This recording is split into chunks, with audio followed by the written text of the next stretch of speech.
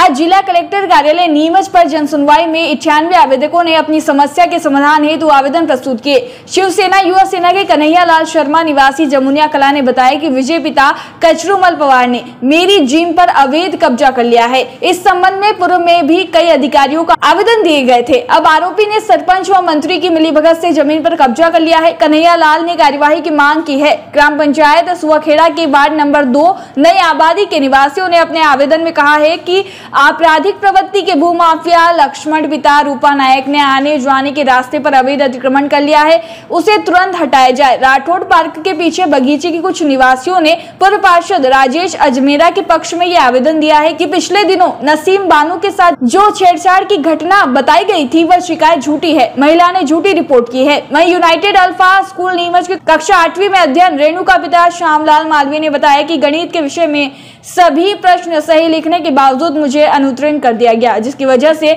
मुझे मानसिक आघात पहुंचा है और मेरा साल बर्बाद हो सकता है। रेणुका ने अपनी उत्तर पुस्तिका की पुनः जांच कराने की मांग की। जनसुनवाई में कलेक्टर दिनेश जैन और सहायक कलेक्टर सृजन वर्मा उपस्थित रहे।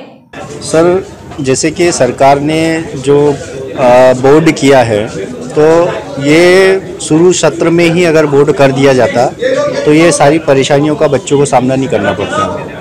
इन्होंने आधे सत्र में शुरू किया जिससे बच्चा काफ़ी कंफ्यूजन हो गया, क्या पढ़ाई करे, क्या सब्जेक्ट में पढ़े। बच्चे को भी समझ में नहीं आ रहा था कि कैसे पढ़ाई करना है, वो एक बात है।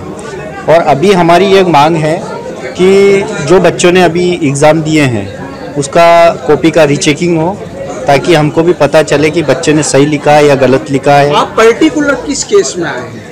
हम लोग ये पर्टिकुलर इस केस में आए कि सर जो बच्चे अभी हमारा जो मेरा बेटी है वो 8वीं क्लास में है, लेकिन 2 विषय में सप्लीमेंट्री आया था और संस्कृत में तो वो निकल गई है। 8वीं क्लास गणित में वो फिर से फेल हुई है।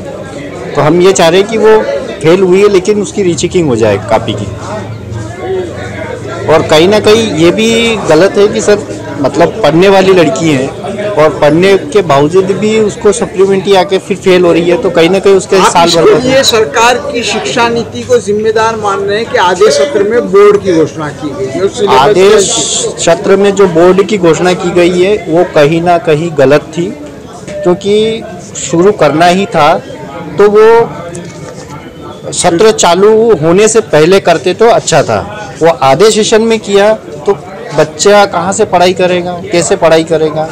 तो ये जो नीति बनी है सरकार ने, जो बोर्ड की जो नीति बनाई है, तो वो कहीं ना कहीं गलत है ना सर। जब आप उसको डायरेक्शन नहीं देंगे, जब आपको उसको सब्जेक्ट नहीं देंगे तो बच्चा क्या पढ़ाई करेगा। अब 3 महीने के अंतराल में बच्चे को पढ़ने का मौका मिला तो 3 महीने के अंतराल में वो बच्चा क्या पढ़ पाएगा, वो भी अपने आप में काफ़ी कंफ्यूजन हो जाएगा ना सर। तो ये एक बड़ा सवाल है, बड़ा सवाल है कि भाई आपको बोर्ड करना ही था तो शुरू के सत्र में उसको चालू कर देते हैं, तो वो कहीं ना कहीं बच्चे पढ़ के आगे निकल सकते हैं। तो बहुत से बच्चे हैं, मतलब ये नीमच की बात नहीं है, हम पूरे सभी स्टेट की अगर हम बात करें तो ये काफ़ी बड़ा मुद्दा है हमारी नज़र में। बहुत से बच्चे फेल हुए हैं, तो ये कहीं ना कहीं सरकार ने बच्चों के साथ में भी भेदभाव किया है। तो मैं मानता हूँ कि मेरी बेटी के साथ में भी सरकार ने भेदभाव किया है। यदि ये शुरू से ही अगर बदिया जाता है तो कहीं ना कहीं आज मेरी बेटी सुवाखेड़ा में आबादी क्षेत्र में अतिक्रमण कर रखा है, ये करीब 1 बीघा का, और मेन रास्ता को बंद कर रखा है गली। सबको आने जाने में परेशानी आती है सबको, और वो गाली गलौज करता है आदमी। लक्ष्मण पिता रूपा जी नायक, वो दमंगता से रास्ता बंद कर रखा उसने, और कोई भी निकलता है उसको गाली गलौज करता है। मैं कन्हैया लाल शर्मा, शिवसेना जिला प्रमुख नीमच, उद्धव साहब बाला साहब ठाकरे की तरफ से हूँ मैं शिवसेना में। और मैं एक ज़मीन है जो जमुनिया कला के अंदर, जो 2005 में खंडर ज़मीन पड़ी थी गोवंशी के नाम से, तो उसको मैंने खंडर को अच्छा मजबूत बना के बच्चों के भविष्य के लिए उसमें एक जिम खोली थी, जिसमें मैंने 2006 के अंदर 1.5 लाख रुपए लगाए थे और 1.5-2 लाख का सामान ला के रखा था। और बच्चे उसमें योगा भी करते थे, एक्सरसाइज भी करते थे, और उनका भविष्य अच्छा बनाने के लिए मैंने तैयार किया था। लेकिन कुछ कारण की वजह से मैं जेल चला गया था, और जेल जाने के बाद मेरे किसी दोस्त ने उस पर कब्जा कर लिया, जो कि उसने टीवी की दुकान खोल ली और दारू का अड्डा बना रखा है। मैंने कई बार शिकायतें करी एसपी साहब को, थाने में, पंचायत में, कलेक्टर साहब को, लेकिन अभी तक मेरी कोई सुनवाई नहीं हुई है।